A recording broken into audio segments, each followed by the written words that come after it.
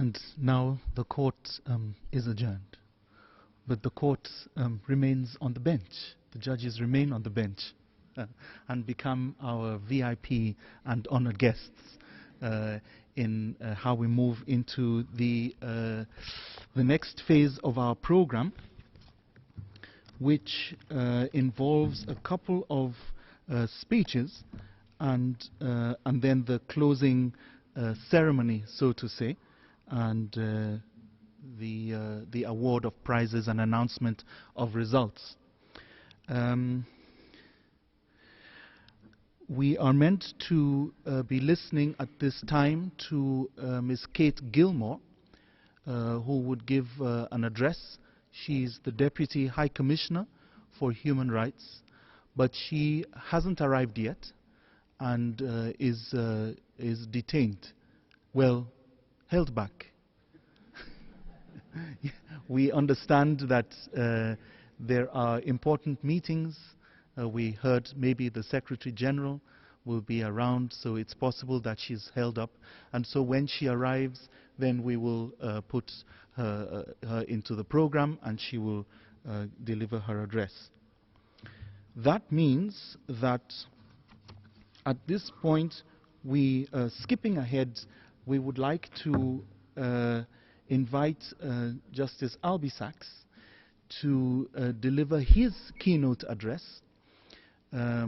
We are all welcome guests. We have come from very far across the world, but Justice Sachs is especially welcome, and we are very, very privileged to have him. And he graciously accepted to spend a bit of time and to share with us some thoughts, some feelings that may be inspiring to the young people and well, to all of us, really. And so just before I let him do that, I would like to share with you, by way of introduction, one or two points. So, there are two kinds of people in this world. Only two. Those who have met Justice Sachs and those who haven't. Guess which category henceforth you fall into. You have joined me and a few others in becoming friends of Justice Albie Sachs. I would have liked to say that he is a great friend of the Center for Human Rights, which he is for many, many years, both individually with our previous directors.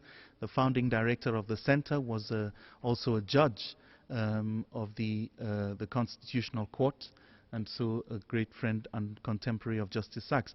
But then I hesitate because Justice Sachs is the friend of everybody. He is involved in so many organizations, so many initiatives in South Africa and abroad, that it will be presumptuous to really claim him exclusively as ours. I have known Justice Sachs myself, being relatively younger, for all of my professional life, which spans some 20 years. And in all of that time, I have found him to be an extraordinary lawyer, of course. We all know that. But as a human being, a man of great compassion and empathy, and a man who oozes humanity, and who embodies a perfect amalgamation or fusion of these two great qualities we often evoke, which is excellence in what we do, so the very highest standards academically, professionally, ethically, and so on. And on the other hand, what we call in South Africa Ubuntu, and we have a similar concept all over the world, where we identify the humanity in the other person. We recognize that we cannot be without the other, and Justice Sachs really is extraordinary in this respect. I have always been struck by the fact that for a man who witnessed the worst of apartheid and who witnessed personal trauma and personal violence, I've always been surprised at his very gentle voice and very gentle delivery that you will discover right now. There is obviously a lot of wisdom in there, and in Africa we say it is a great privilege to sit at the feet of the elders and listen and learn something. So I hope that you will, that will be your experience today. A small anecdote, a little known fact about Justice Albie Sachs is that, as you know, he was one of the first judges on the Constitutional Court of South Africa, appointed by President Nelson Mandela, and an extraordinary court, we know, that has handed down great judgments, precedent-setting judgments that are read and appreciated all over the world. But Justice Sachs also had a unique responsibility in the court, away from the bench. And this is that he was responsible for decorating, so to say, the Constitutional Court of South Africa, which is quite a unique building because it is built over a former prison and fort, and has this also dark history that is being transformed into something positive. It even has a gallows where people were hanged and so on. So Justice Sachs was responsible for decorating this building with art pieces, paintings and sculptures and other kinds of art. And if you visit the court, you will find that it is an extraordinary place for that reason as well. It's like being in a museum. And of course, it's a public place, so there are guides to take you around. But I have found, of course, that none of these guides does justice to the artwork in the court, like Justice Sachs might. And to a small extent, Judge, I don't know if you remember, the center was involved in a very peripheral manner in the acquisition of one of those pieces of art. This was in 1999 in Côte d'Ivoire, in Abidjan. And you had come to be a judge in the final of the African Moot. And you went into the market and bought this wonderful statue, which was quite high. It was quite a large statue with arms like that and a very long snout. It was very peculiar, to say the least. I suppose one of those pieces, I think like this ceiling, you either like it or it scares you, right? So from there, Justice Sachs was traveling to the United States for another commitment, and he asked us at the center if we would please carry this back to South Africa with us, which we did, and forgot about it. And I think a couple of years later, on a visit to the court, a couple of us ended up in the chambers of Justice Sachs, and we observed this sculpture in his office, which technically is part of the court, but it was his chambers. And I was never able to decide, Judge, whether it was that you liked the sculpture that much, or whether the other judges were a bit scared of it. But that was our little story. So I will stop here and invite Justice Sachs to share with us some thoughts and feelings at this special time when we also celebrate Nelson Mandela. Thank you.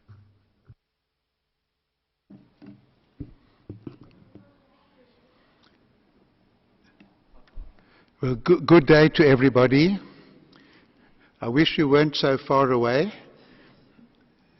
Can you hear me clearly? Okay. I'm going to ask two awkward questions. The first arises from a meeting I had with about 30 Palestinians from various groups who'd come to South Africa to see what they could learn from our experience in achieving freedom and democracy in South Africa when conditions seemed so hopeless for us. They came from various different groups. And the person who introduced me said, and now former Justice Albie Sachs will speak to you. He has been a human rights activist all his life. And I spoke at the microphone and I said, wrong. I wasn't a human rights activist. I was a freedom fighter. And they nodded. And it struck me as a little bit odd that I should draw that distinction. And what is its significance? The second is, this is the Nelson Mandela World Human Rights Moot Court competition. I think nearly all South Africans feel enormous pride. When I was a child growing up, which was a long, long time ago,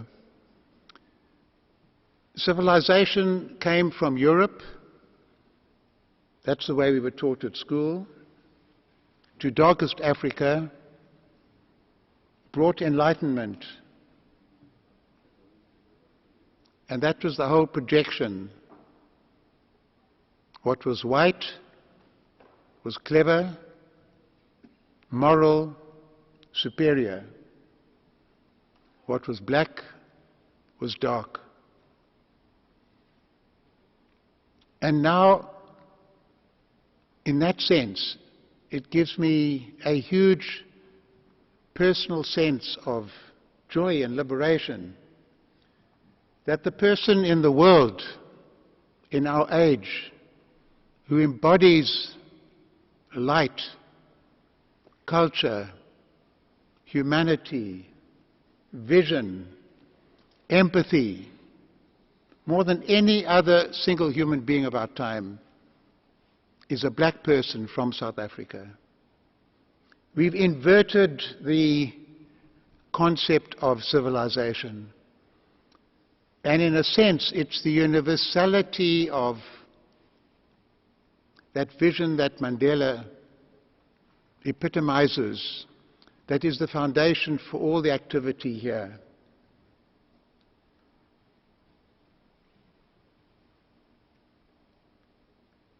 There's something liberating to the world about that. And it's not an accident. It's not just the qualities of this person.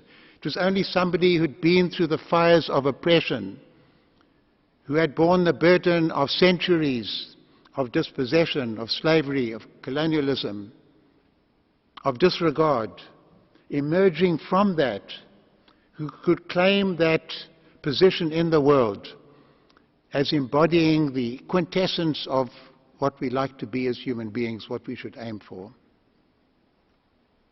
But this brings me to my second awkward question. This is the Nelson Mandela competition. I read the beautiful words that Christoph Haynes mentioned at the opening of these proceedings about Nelson Mandela. And yet in South Africa there's a generation of idealistic and passionate young, largely black students who are challenging Mandela, challenging their vision, the rainbow nation, everything's beautiful, peace has come to our land, we're living together in equality, and saying that's a lie. They're saying that the reality of life in South Africa is the whites are still in charge of our language, our cultural visions, our sense of manners, of correctness, of the economy, of our institutions, of our universities. And instead of being thankful to Nelson Mandela, we must say, where did you go wrong?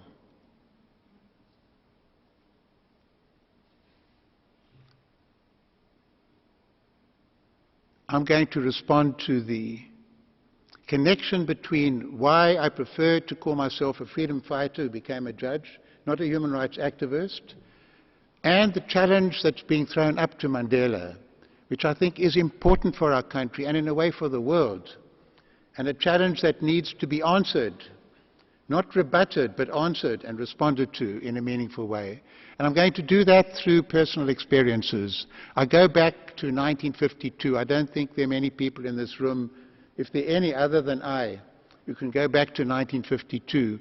It was an important date in South Africa, the 6th of April, because on the 6th of April, 1652, a certain Jan van Riebeeck from the Dutch East India Company had come to Cape Town and planted the flag.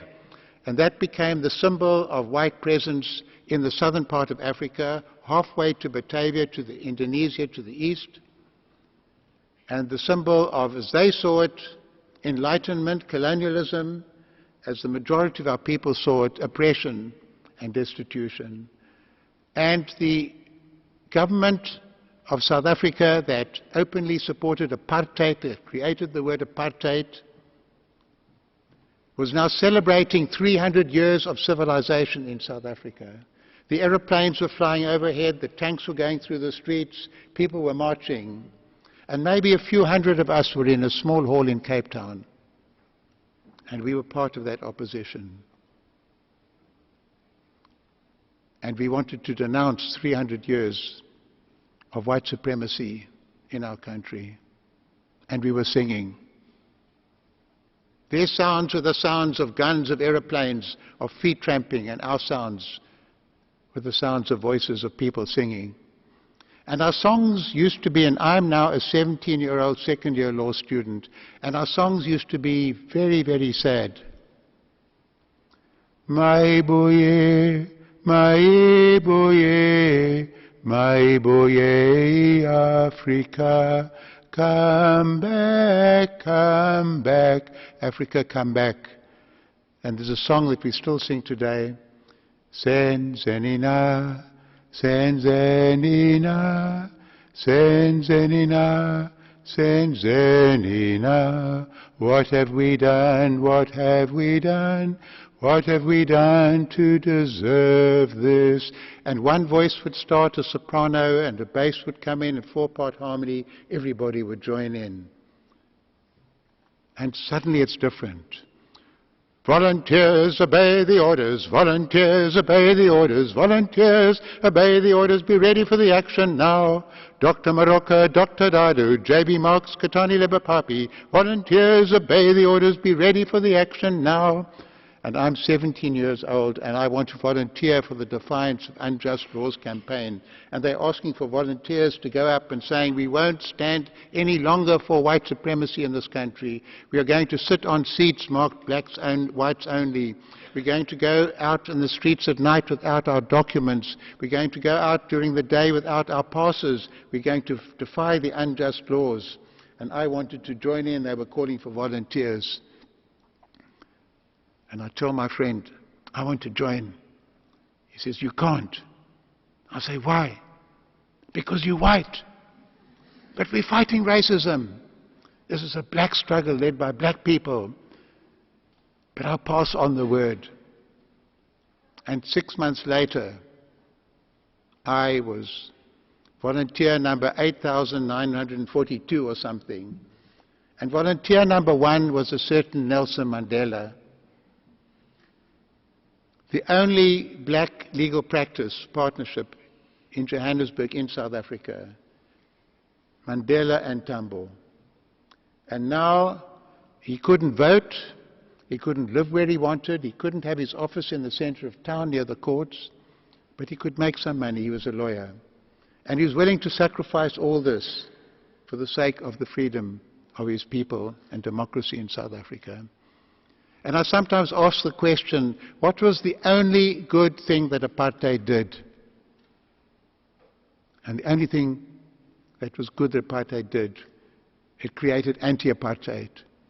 It made it possible for someone like me, growing up in a white family but who resisted apartheid,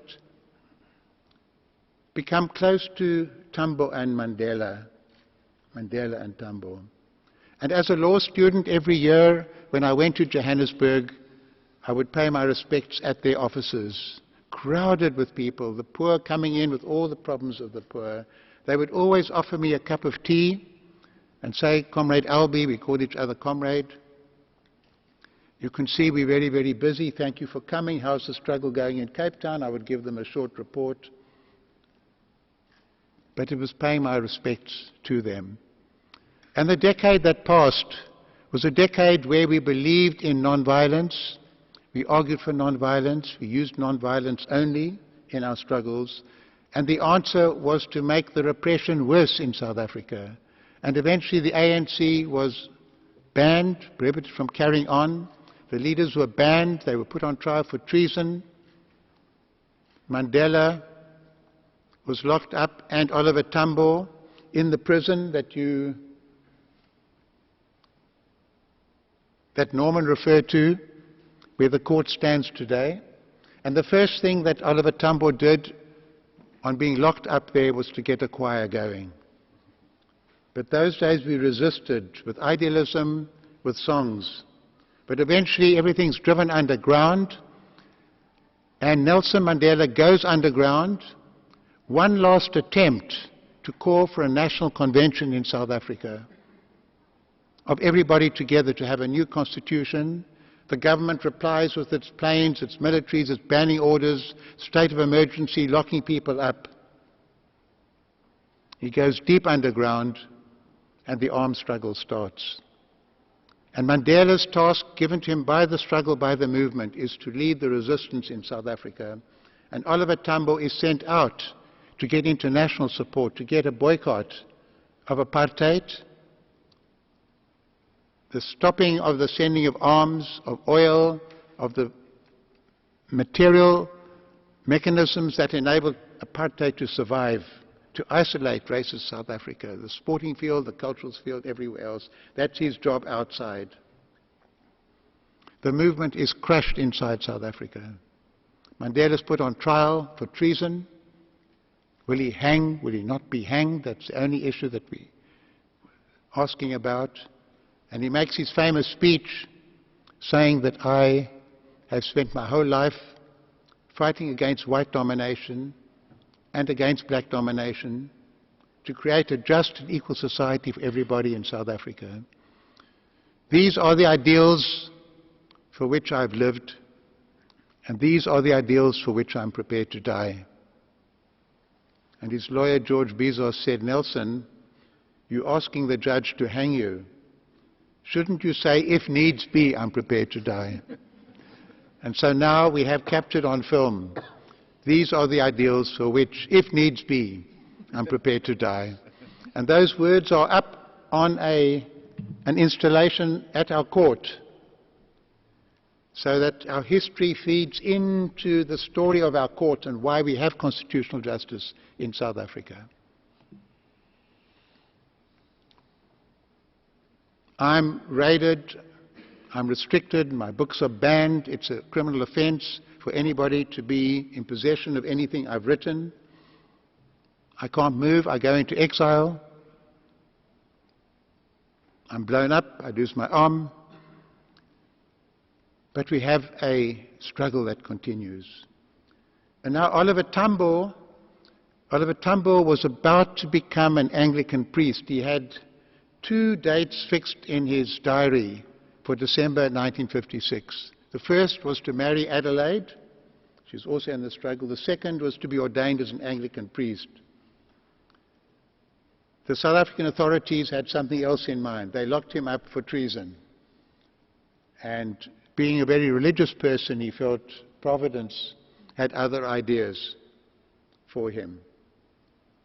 In any event, he's gone into exile, and he has a task of leading an international campaign to isolate South Africa. Nelson Mandela says those beautiful words, and he's silenced for 27 years. Not a word spoken by Nelson Mandela was heard in the world for 27 years. And yet his silence was so powerful. His silence spoke. How can this great person be silenced? What sort of country is it when somebody with that magnificent thought, that style, that sensibility, that capacity to reach out to the whole world is completely muted and silenced? And so one of the tasks of Oliver Tambo was to get the release of the political prisoners. But that's too abstract. So Oliver Tambo said we must say Nelson Mandela, free Nelson Mandela and all political prisoners. You personalize it and then people can respond more easily. So that theme of free Nelson Mandela became a huge mobilizing tool internationally. And that combination of the silenced Mandela in prison on Robben Island, fighting for 27 years for dignity, for cohesion, planning for the future, and the songs Free Nelson Mandela, initiated, sparked off by Oliver Tambo, his partner, his friend, his colleague, his comrade, meant that the name Mandela resounded throughout the world. But Oliver Tambo had to do more than that. Now he found he had to provide leadership to the ANC in exile. And as I mentioned, we were freedom fighters. We weren't simply fighting for civil rights in South Africa. The whole system was wrong. Apartheid was wrong. We were fighting for national liberation. We had to destroy a system of white supremacy that was maintained by violence, by force. At that stage, many of us spoke about so-called human rights. It was like almost one word, so-called human rights. So-called human rights. Partly because human rights were being offered as an alternative to destroying apartheid. Make a few concessions. Allow a few black people to own homes in nice areas to advance. Civil rights. We wanted to destroy a system of organized racial supremacy that went with profound economic exploitation, dispossession from the land, documentation, control, removing people from their homes. We were fighting that system.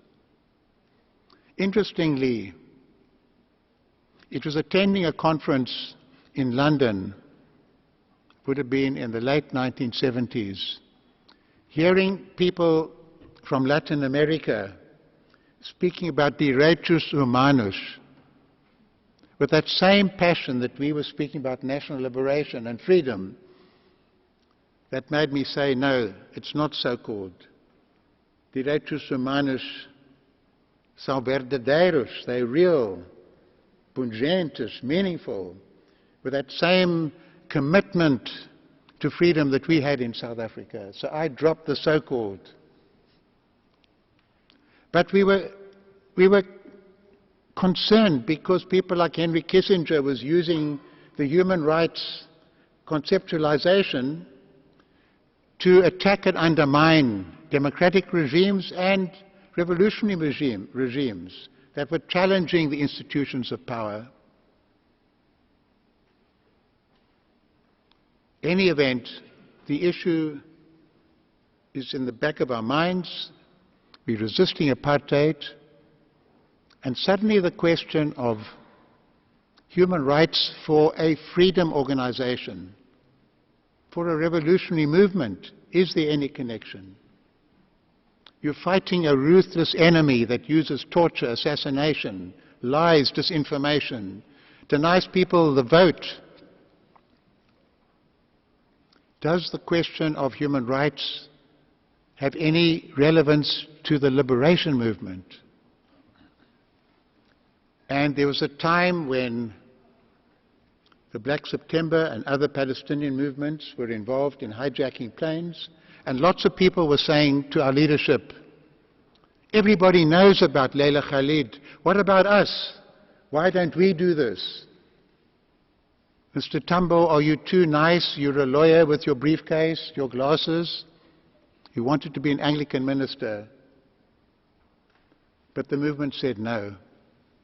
We don't hijack planes. And we don't go in for terrorism. And it was a profoundly significant decision made by the black African leadership of the ANC.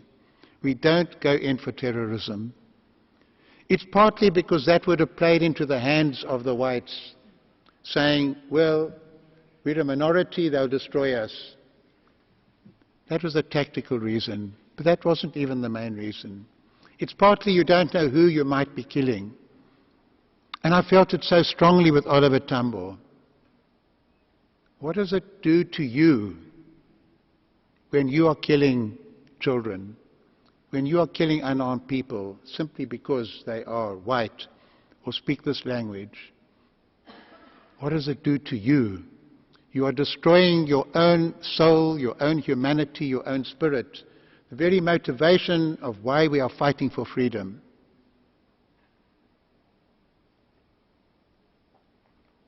Then the question arose one day, I'm in Maputo, I'm working for the Frelimo government, I get a phone call.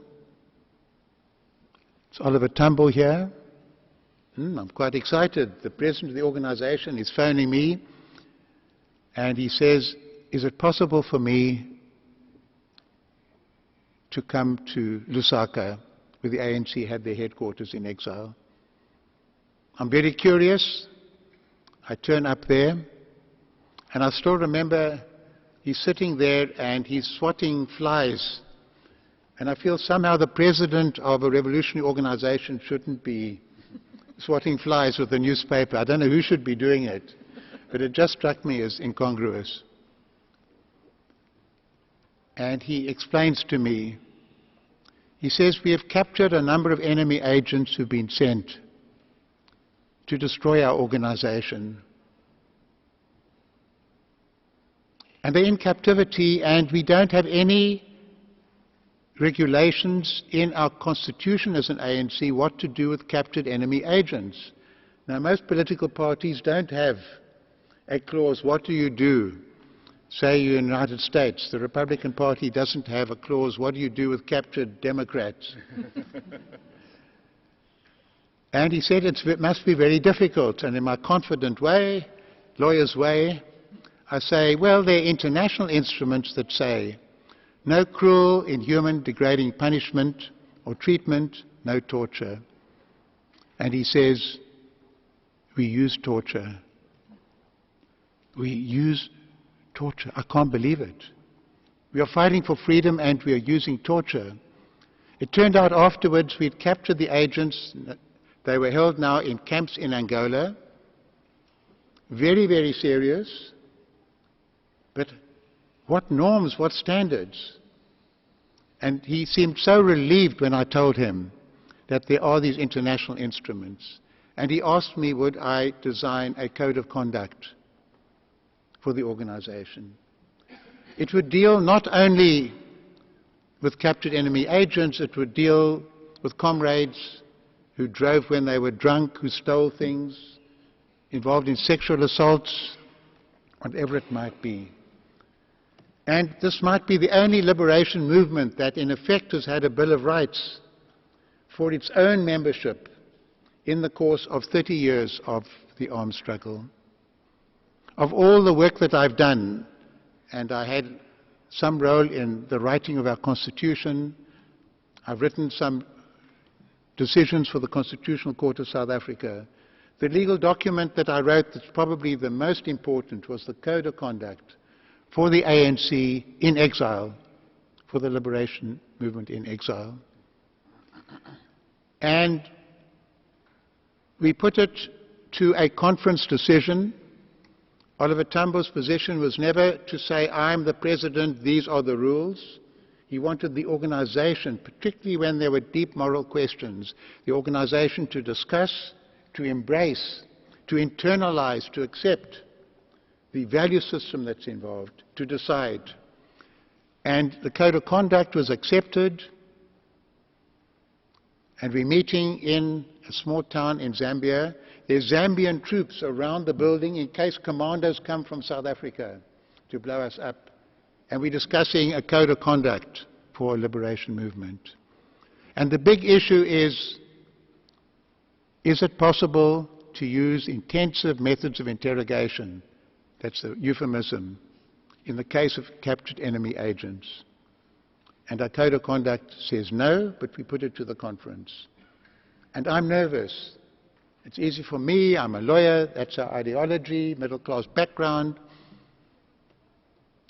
One young guy from Mkhonto, we sees where the armed wing of the ANC, climbs up onto the platform. He says, if you give security the tiniest leeway, they never stop there. No torture. And he's followed by another young soldier. And they're risking their lives. They probably didn't survive that struggle, but they made their contribution. And he said, we are fighting for life. How can we be against life? I felt so thrilled. And thrilled to belong to a movement that had those values. And we decided unanimously, no torture, no torture. And I make this point when I'm in the United States and people are discussing, is waterboarding possible, and doing cost-benefit analysis about torture. I feel so revolted and sick that we in South Africa, living in exile, fearful of attacks from the enemy commandos, were saying, no torture because we're fighting for humanity and we must retain the humanity inside ourselves. So now I'm seeing this theme of human rights is not something separate from the freedom struggle. It must exist inside the freedom struggle. And one reason we survived so well was we were kept together not simply by a quest for power, but by a quest for dignity, for transformation, for change. And our idealism turned out to be more powerful, much stronger than the bombs and the terror and the disinformation of a very ruthless and internationally powerfully backed enemy. But the theme came in another way, very specific to our context. The international embargo is having its impact. The racist regime is not getting significant black support. There are rebellions all over the country. Mandela is a symbol for the whole of humanity. And now the question of a new constitution for South Africa is on the agenda. And constitutions are pouring into us, to our headquarters. And the weirdest, even the problem we had today looks simple compared to the constitutions we got. Because they were all going to give the votes to everybody, but to make sure white power is not challenged. Economic power would remain intact. The weirdest kind of constitutions. And the strongest projection coming strongly from Pretoria in South Africa was for group rights. It's simple. What we need in South Africa is power sharing between blacks and whites. And in terms of their concept, we would have ended up with 3 presidents. Nelson Mandela on Monday, representing the great bulk of the African people. De Klerk on Tuesday, representing the whites. And Buthelezi on Wednesday, representing the Zulu-speaking people. And they'd have to rule by consensus. And this, even our friends were saying, power sharing in South Africa, blacks and whites, they've had such a long history of oppression and alienation. There's so much hatred. There's so many big differences in terms of culture and language and historical experience. You can't have a common society. What you need is power sharing. And Oliver Tambo came up with the answer, no. We are one country. We will be one nation, South African people, with diverse cultures and forms of manifestation, unity and diversity. But we are all human beings. And our answer is not to have power sharing installed into the very heart of government between racial groups. Our answer is everybody is equal as a citizen and protection comes through a Bill of Rights. Now suddenly that Bill of Rights notion associated with human rights becomes an instrument of the revolution, an instrument that can unite our nation, bring us all together as human beings. And the idea is through a Bill of Rights, with an entrenched Bill of Rights and a strong judiciary and fundamental rights for everybody, that will protect everybody not because you're majority, not because you're minority, not because you're black, not because you're white, because you're a human being. And that was the Oliver Tambo vision. I sometimes ask people in South Africa, if you did a paternity test on the South African Constitution, whose DNA would come up? And very few people know it's not Nelson Mandela, it's not de Klerk, it's Oliver Tambo. It was that basic vision of equal rights for everybody, protection through a Bill of Rights, majority rule. We needed majority rule in South Africa. We'd had majority rule amongst the whites. Britain had majority rule for centuries in Parliament. As soon as the majority is black, suddenly majority rule becomes a terrible thing. We needed majority rule. But majority rule, like minority rule, like any kind of rule, had to respect the fundamental rights of all, to language, culture, religion, to dignity, to freedom. And now there was a new challenge. Our people, we've grown up with the ideology of revolution, of transformation, of change, of capturing the organs of power to enlighten the lives of the masses. And now it's a different kind of a vision of getting a unified South Africa. Somebody even called it a Bill of Whites. So you get democracy, you get equality, you get majority rule, but you can't change anything because of the Bill of Rights protecting the existing relationships, power relationships. And so now became necessary to say, if people like Henry Kissinger see a Bill of Rights as serving only protect foreign investment and property and power, we're not going to hand it to you, Mr. Kissinger. We're going to reclaim the Bill of Rights for the masses, for the people, for the oppressed. A Bill of Rights can give rights to workers. A Bill of Rights gives rights to women that they're being denied. It rights to children. A Bill of Rights as an instrument of emancipation, including social and economic rights.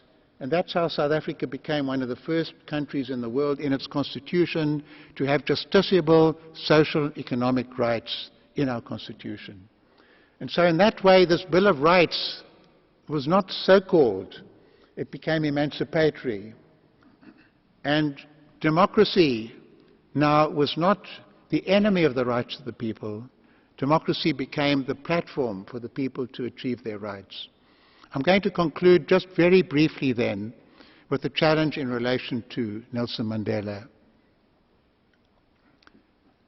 People speak with admiration about the fact that when the world was predicting a racial bloodbath in South Africa, we managed peacefully to get a revolution in our country.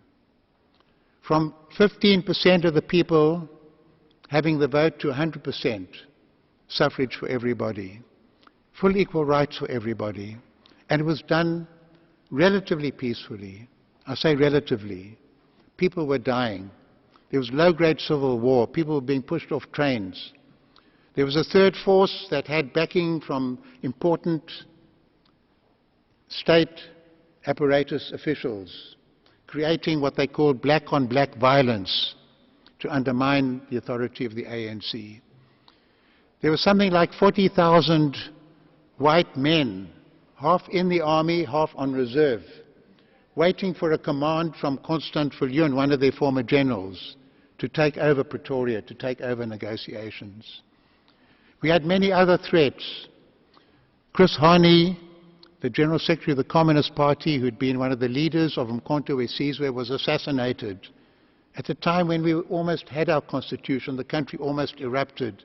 Mandela went on television and said, "Don't retaliate, that's what the racists want. We will get what we want through the vote." It was touch and go many times. Negotiations broke down. It wasn't easy. It wasn't a sweetheart deal. But we got our constitution. And we invented a special methodology, a two-stage process of constitution making. Those of us negotiating agreed to 34 principles that would be binding on a democratically elected body that would draft the final constitution. That's how we reconciled protecting minority interests with majority rule, through agreeing to the principles in advance. And Mandela's strategy, the ANC strategy, was to get a new constitution, and then the popularly elected parliament would draft the final constitution, and having political rights would give us the possibility to use the law to get economic rights. And if you read our constitution carefully, you'll see it's an emancipatory document. Some constitutions presuppose the country is good, and nobody must get into power to mess things up, take away rights. Our constitution says, in effect, South Africa is bad. It's unjust, it's unfair. And the constitution is there to bring about fairness. But you bring about fairness by using fair means. But that projection of transformation is written into the very character of our Constitution.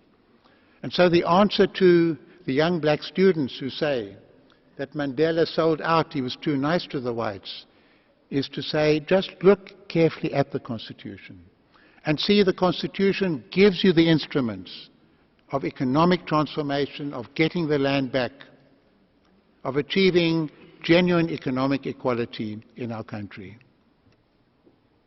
I'll just conclude my conclusion now by saying a few months ago I'm rushing to catch my plane at the airport. I spend a lot of my time rushing to catch planes at airports, and a big, burly, late middle-aged African man blocks my way, and he says, "Thank you. Thank you, thank you, thank you." Doesn't say what. But I knew what it was.